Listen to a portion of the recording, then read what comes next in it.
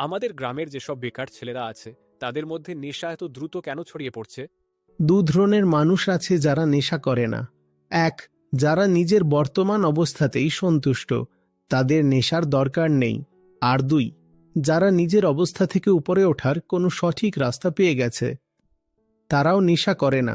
তাহলে নেশা কারা করে? এখন বোঝো, এই মাঝখানের যারা আছে তারাই করে। কেন করে? এক তো গ্রামে থাকে, আর দারিদ্রতা আর অশিক্ষায় পরিপূর্ণ গ্রাম, যেখানে উন্নতির তেমন কোনো সুযোগই নেই।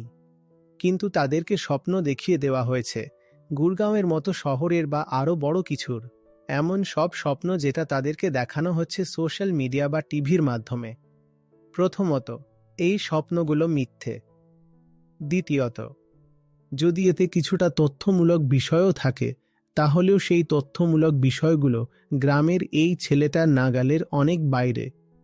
তো তুমি তাকে উত্তেজিত তো করেছো ঠিকই, কিন্তু যেটা দেখিয়ে উত্তেজিত করেছো সেটা পাওয়ার কোনো উপায় তার কাছে নেই। এখন সে কিভাবে বাঁচবে এই দুই অবস্থার মাঝে? এই ব্যবধানটাকে পূরণ করার জন্যই সে নেশার আশ্রয় নেয়, কারণ যে স্বাভাবিক জাগ্রত অবস্থাটা সেটাই তখন কষ্টদায়ক হয়ে ওঠে।